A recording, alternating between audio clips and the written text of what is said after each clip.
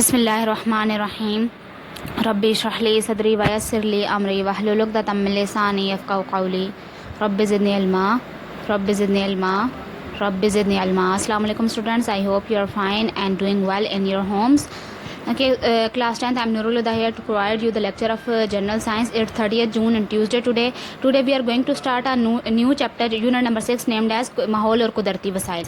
आज हम एक न्यू चैप्टर स्टार्ट करेंगे, that is 6th unit of your book named as माहौल और कुदरती वसाइल. ओके, आपके बुक का 6th यूनिट है, लेकिन आपके सिलेबस का 3rd यूनिट है. ठीक है, आज के जो लेक्चर है उसके मकासद क्या हैं, उनके हम फ़िज़ा और उसकी तरकीब के बारे में जानें, उसकी मुख्तलिफ तहों के बारे में जानें, ओज़ोन क्या है, उसकी क्या अहमियत है, इसके अलावा ग्रीन हाउस इफ़ेक्ट क्या होता है और आबो हवा में उसकी क्या अहमियत है. आपको पता है कि ज़मीन के चारों तरफ हवा मौजूद है. ठीक है, और इसे हम फ़िज़ा कहते हैं. और ये जो कुरा हवाई है, यानी हवा जो ये ज़मीन के चारों तरफ मौजूद है, इसे हम कुरा हवाई का भी नाम देते हैं. ये कुरा हवाई ज़मीन से थोड़ा सा बुलंद है. ठीक है, जिस तरह समंदरी हैवानात समंदर की तह में रहते हैं, पानी की तरह में, इसी तरह इंसान और हैवानात जो है वो हवा की तह में रहते हैं. इसके बाद है हमारे पास फ़िज़ा की तरकीब. फ़िज़ा में जो है वो कई सारी गैसें मौजूद हैं, जैसे कि नाइट्रोजन 78% है, ऑक्सीजन 21% है, और कुरा अर्ज़ पर मौजूद मुकम्मल फ़िज़ा का 99% जो है वो इन दो गैसेस के मिलने से बन जाता है. बाकी दीगर गैसों में आर्गॉन आती है जो कि 0.9% है. कार्बन डाइऑक्साइड जो है वो 0.03% है. इन गैसों के अलावा आबी बुखारात और खाकी ज़र्रात भी फ़िज़ा में मौजूद हैं. अब हम फ़िज़ा की मुख्तलिफ़ तहें पढ़ेंगे. फ़िज़ा की मुख्तलिफ़ तहों में है सबसे पहले ट्रोपोस्फियर. ठीक है, ज़मीन की जो ज़मीन है उससे 12 किलोमीटर की बुलंदी तक जो हवा की तह है, इसे हम कहते हैं ट्रोपोस्फियर. ठीक है, इस हिस्से में हवा का 80% हुजम मौजूद होता है. बाकी बादल और आबी बुखारात भी इसी तह में मौजूद होते हैं, मौसम भी इसी तह में बनते हैं, और किसी भी मखसूस इलाके की फ़िज़ाई कैफियत को हम मौसम कहते हैं. ठीक है, फ़िज़ाई कैफ़तों में जब तनू पाया जाता है तो उसे हम मौसम की तब्दीलियाँ कहते हैं. नेक्स्ट है हमारे पास स्ट्रेटोस्फियर. अब इस 12 से लेकर अगले 50 तक, ठीक है, यहाँ से 12 से लेकर 50 तक, यानी ये टोटल 50 है. इस 12 से लेकर 50 तक जो है वो स्ट्रेटोस्फियर होता है, और ये पूरी फ़िज़ा के वज़न का 99.9% हिस्सा जो है वो मजमूई तौर पर ट्रोपोस्फियर और स्ट्रेटोस्फियर में होता है. यानी 100% में फ़िज़ा के 100% में से 99.9% जो है वो इन दो लहरों में मौजूद होता है. नेक्स्ट है मीसोस्फेयर. ये 50 से 80 किलोमीटर की बुलंदी तक होता है, यानी 50 से ऊपर 80 यानी 30 किलोमीटर पूरी इसकी बुलंदी. आगे थर्मोस्फेयर 80 किलोमीटर से लेकर 500 किलोमीटर तक जो है वो थर्मोस्फेयर होता है, और इस खत्ते में सूरज की शुआएं बहुत गर्म होती हैं, इसलिए इसका दर्जा हरारत बहुत ज़्यादा होता है, यानी 1000 सेंटीग्रेड तक भी पहुँच जाता है. इस दर्जे में हरारत में इजाफे का दारोमदार सूरज की सतह पर होने वाली शमसी सरगर्मियों पर है. अब आप यहाँ से देखें, ये जो है वो 12 किलोमीटर तक ट्रोपोस्फियर है, 50 तक स्ट्रेटोस्फियर. ठीक है, इसके ऊपर ये मीज़ोस्फियर और उसके ऊपर थर्मोस्फियर है. नेक्स्ट है हमारे पास ओजोन. ज़मीन से 30 किलोमीटर की बुलंदी के ऊपर जाएं तो वहाँ ओजोन मौजूद है. ठीक है, ओजोन ये गैस है जो ऑक्सीजन से बनती है, और इसका फार्मूला है O3. ठीक है, इसकी जो बू होती है वो चुभने वाली होती है, और इसका काम एक छतरी की तरह होता है. यानी सूरज की जो शुआएँ जो हार्मफुल होती हैं इंसानों के लिए या ज़मीन पर मौजूद चीज़ों के लिए, जिन्हें हम बलाए बनफशी शुआएँ कहते हैं, उनसे ज़मीन को महफूज रखती हैं, उनको ज़मीन तक नहीं आने देती. और ये शुआएँ क्या कर सकती हैं, जल्द को जला सकती हैं, सब्जियों और दूसरी अशिया को ख़राब कर सकती हैं. साइंटिस्ट ने ये चीज़ डिस्कवर किया है कि ओजोन को नुकसान पहुंच रहा है और ओजोन की मोटाई कम हो रही है. अब इसकी वजह क्या है, क्लोरोफ्लोरोकार्बन के मुरक्बात, यानी ऐसे मुरक्बात जिसमें कार्बन भी हो, फ्लोरीन भी हो और क्लोरीन भी हो. ठीक है, ये मुरक्बात कहाँ से निकलते हैं, स्प्रे के डब्बों में से, रेफ्रिजरेटरों और एयर कंडीशनर वगैरह में से. ये मुरक्बात इन अशिया में से खारिज होकर ओजोन तक पहुँचते हैं और ओजोन की गैस की जो लेयर है, तह है, उसको तबाह कर देते हैं. अब ओजोन की तह में अगर कमज़ोरी आ जाती है, यानी वो पतली हो जाती है, तो इससे बहुत सारे नुकसान होंगे, क्योंकि अल्ट्रा वायलेट रेड जो बलाए नफशी लहरें हैं वो सूरज से जो है वो आसानी से ज़मीन तक पहुंच जाएंगी, और इससे जल्द के सरतान यानी कैंसर में इजाफा होगा. फसलें और मौसम में जो है वो उन पर मसवी असर पड़ेगा, और समंदर की तह भी बढ़ जाएगी. ठीक है, समंदर की सतह जो है वो 1 से 4 किलोमीटर तक जो है वो बुलंद हो जाएगी. इसके अलावा दर्जा हरारत में इजाफा हो जाएगा, और पोल्स पर यानी नॉर्थ और साउथ पोल्स पर जो बर्फ़ है वो पिघल जाएगी. ओज़ोन की तह की हिफाजत कैसे की जाए, कि हम जो है वो ऐसी जो है वो स्प्रेज इस्तेमाल ना करें जिसमें क्लोरोफ्लोरोकार्बन्स हों, या उनका कम इस्तेमाल करें. और इसकी तह से हमें क्या फ़ायदा है कि इसकी तह अगर अच्छी होगी तो सूरज की बलाए बनफशी शुआएँ नहीं पहुँच पाएंगी ज़मीन पर, और इससे जो है वो तबाही नहीं होगी. क्या है हमारे पास फ़िज़ा में तवानाई का अखराज और इसका इंतज़ाम। आपको पता है सूरज जो है वो गर्म गैसों का एक बड़ा सा गोला है जिसका दर्जा हरारत 5500 सेंटीग्रेड है, ठीक है, 5500 सेंटीग्रेड है।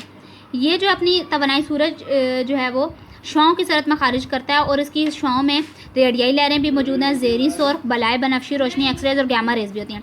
अक्सर समझा जाता है कि सूरज से वही हरारत आ रही है जो हमें नज़र आ रही है, जो रोशनी हमें नज़र आ रही है। इस रोशनी जो हमें नज़र आ रही है इसके अलावा भी सूरज की रोशनी होती है, ठीक है।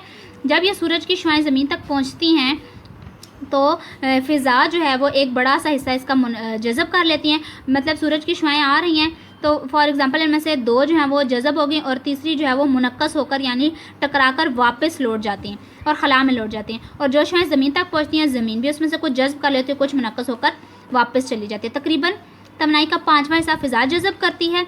ऑक्सीजन और ओज़ोन के साल में रोशनी की तकरीबन तमाम मुज़र शुआओं को जज़ब कर लेते हैं, यानी उनको ज़मीन तक नहीं पहुँचने देते। 1/4 तवानाई बादलों से मुनक्कस हो जाती है, ठीक है। 5वां हिस्सा फ़िज़ा जज़ब करती है। अब चौथा हिस्सा कौन? बादल उसको मुनक्कस करके यानी टकरा कर उससे वापस चली जाती है। इस इनकास की मिक़दार का दारोमदार बादलों की कसाफत पर होता है, यानी बादल जितने मोटे होंगे उतनी ज़्यादा शुआएँ वापस चली जाएंगी ठीक है। अब यही वजह है कि बादल हमें नीचे से जो है वो गहरे स्याह नज़र आते हैं। क्यों? क्योंकि उनके ऊपर से रोशनी टकराकर वापस चली जाती है, नीचे नहीं आ पाते, जिससे हमें बादल जो है वो स्याह नज़र आते हैं। ज़मीन तक पूरी शमसी तवानाई का सिर्फ निसफ हिस्सा पहुंचता है। इन शुआओं का ज़्यादातर हिस्सा तो जज़्ब हो जाता है, लेकिन कुछ जो है वो मुनक्किस होकर यानी टकराकर वापस चला जाता है। ज़मीन इस तवानाई को इंफ्रारेड शुआओं यानी हरारती तवानाई की सूरत में वापस फ़िज़ा में लौटा देती है। फ़िज़ा और ज़मीन मिलकर 1/3 के करीब शमसी तवानाई को दोबारा खला में मुनक्कस कर देते हैं, यानी 3 में से 1 हिस्सा, ठीक है। उसकी टोटल का 3 में से 1 हिस्सा जो वापस भेज देते हैं। चूँकि फ़िज़ा में मौजूद खाकी ज़र्रात वगैरह और गैसों के साल में नज़र आने वाली रोशनी को मुनक्कस करते हैं, इसलिए हमें आसमान नीला नज़र आता है। यानी जो भी रोशनी सूरज से आ रही होती है फ़िज़ा में मौजूद खाकी ज़र्रात, खाक के मट्टी के ज़र्रात और गैसों के साल में उसको मुनक्कस करते हैं, यानी उनसे टकराकर वापस चली जाती हैं, तो इससे हमें आसमान नीला नज़र आता है। आपका आज का टॉपिक यहीं तक था, ठीक है। आपके लेक्चर में जो पेजेस आज के इंक्लूडेड हैं वहाँ पेज नंबर 90, 91, 92 और 93, ये चारों पेजेस आपने जो हैं वो अच्छे तरीके से याद भी करने हैं और लिखने भी हैं। Please do learn all the topics carefully and do their HA on your rough register.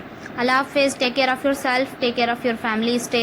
हमारे पास ग्रीन हाउस फैक्ट। सबसे पहले आपको ये पता होना चाहिए ग्रीन हाउस होता क्या है, फिर आपको उसे फैक्ट्स पता होंगे। अक्सर आपने पौधे की नर्सरियों में देखा होगा कि ग्रीन कलर की जो है वो जालीनुमा कपड़ा लगा होता है या ग्लास लगा होता है। इस कपड़े का क्या काम होता है कि जो सूरज की शुआएं आ रही होती हैं उन सब को अंदर तो आने देता है, लेकिन बहुत सारी शुआओं को अंदर से बाहर नहीं जाने देता। ये आप पैरों से देख रहे होती हैं, ये वापस आ जाती हैं, बाहर नहीं जा पाती। इसका क्या काम होता है कि हीट एनर्जी को यानी उन शुआओं को अपने अंदर ट्रैप करना।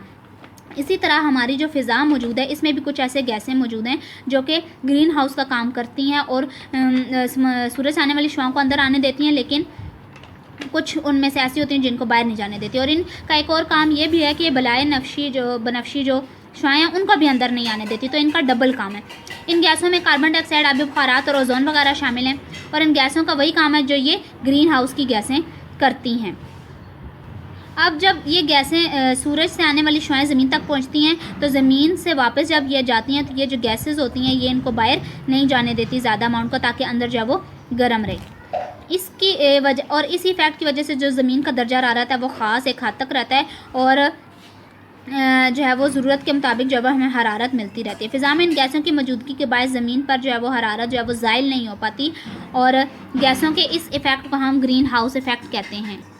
ग्रीन हाउस इफेक्ट के बहुत सारे फ़ायदे हैं, कैसे कि ये जो है वो ज़मीन के दर्जा हरारत को बरकरार रखते हैं। इसके अलावा अगर ग्रीन हाउस इफेक्ट ना हो तो दिन बहुत गर्म और रातें इतनी बहुत सर्द हो जाएं कि ज़िंदगी नामुमकिन हो जाए।